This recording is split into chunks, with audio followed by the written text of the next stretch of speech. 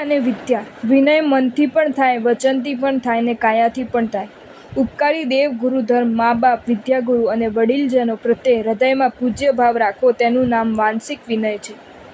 ઉપકારી એવા તે બધાના દોષ કદાપી બોલવા નહીં, પણ હંમેશા ગુણગાન જ કરવા તે વાણીનો એટલે વચન દ્વારા કરતો વિનય છે.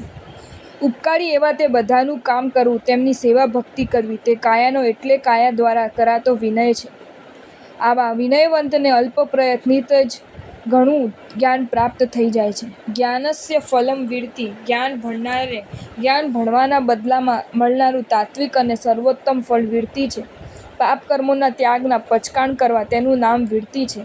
જ્ઞાનનું આ સાચું અને સર્વોત્તમ ફળ પણ વિનયવંત જ પામી શકે છે. જ્ઞાનનું તે સાચું ને સર્વોત્તમ ફળ પામવા માટે આપણે અવશ્ય વિનયી બનવું જોઈએ.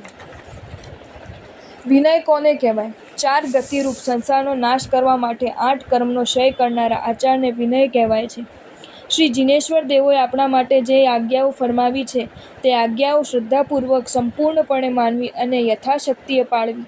ઉપકારી ગીતાર્થ ગુરુ ભગવંતો જીનાજ્ઞા મુજબની જે આજ્ઞાઓ ફરમાવે તે આજ્ઞાઓને મસ્તકે ચડાવવી. શ્રી જિનેશ્વર દેવોએ બતાવેલા ધર્મના આચરણોનું પાલન કરવું. રાત્રિ ભોજન કરવું, વાસી અભક્ષ્ય અને કંદમૂળ ખાવું, ટીવી, નાટક, સિનેમા, સર્કસ જોવા આ બધા પાપ કર્યો છે તેનો ત્યાગ કરવો. શ્રી જિનેશ્વર દેવોએ આપણા આત્માને કલ્યાણને માટે જ દર્શન, વંદન, પૂજા, પચખાણ, સામાયિક પ્રતિક્રમણ વગેરે ધર્મ કાર્યો બતાવ્યા છે અને તે કરવા માટેની આપણને આજ્ઞા કરી છે. જીનાજ્ઞાનું પાલન કરવા માટે રોજ ભગવાનના દર્શન કરવા, પૂજા કરવી, ગુરુવંદન કરવું, યથાશક્તિ પચકાણ કરવું, સામાયિક પ્રતિક્રમણ વગેરે કરવું અને રોજ નવું નવું ધર્મનું જ્ઞાન મેળવવું. જિનેશ્વર દેવની આજ્ઞાથી અવિરુદ્ધ એવી જે કોઈ આજ્ઞા આપણા ઉપકારી માતા પિતા આપણને ફરમાવે તે આજ્ઞાને આદરપૂર્વક મસ્તકે ચડાવવી.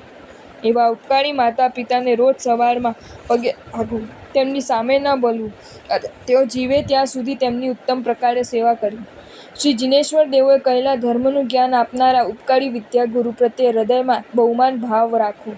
તેઓ આવે ત્યારે ઊભા થવું, હાથ જોડવા, તેઓ બેસે પછી બેસવું, તેમની ઈચ્છા મુજબ વર્તવું, તેમની હિતકારી આજ્ઞા માનવી, તેમની સામે થવું નહીં, સામે બોલવું નહીં, તેમની સાથે તોછડાઈથી વર્તવું નહીં, તેમનું અપમાન કરવું નહીં, અનાદર કરવો નહીં, તેમને ન ગમે તેવું કાંઈ કરવું નહીં, તેમનું ચિત્ત પ્રસન્ન રહે તેવું જ બોલવું અને તે જ પ્રમાણે વર્તવું.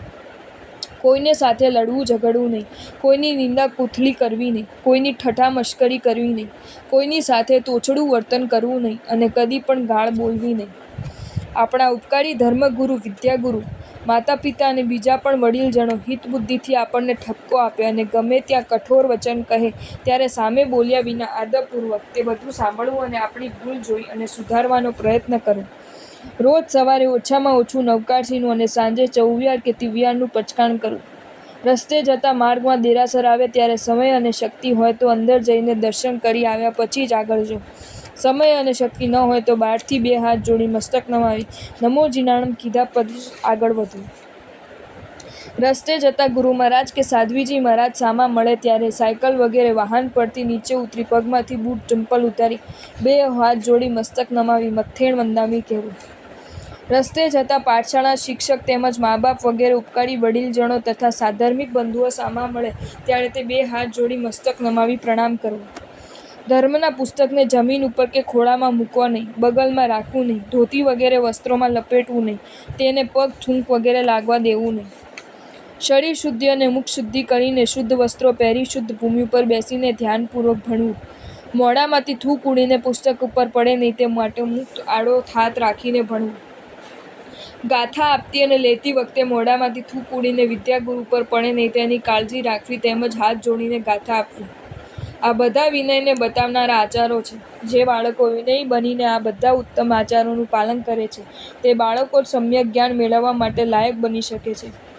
વિનય એ ધર્મનું મૂળ જરૂર છે પણ તે વિવેકપૂર્વકનો હોય તો જ. માટે વિનયની સાથે આપણામાં વિવેક પણ હોવો જોઈએ.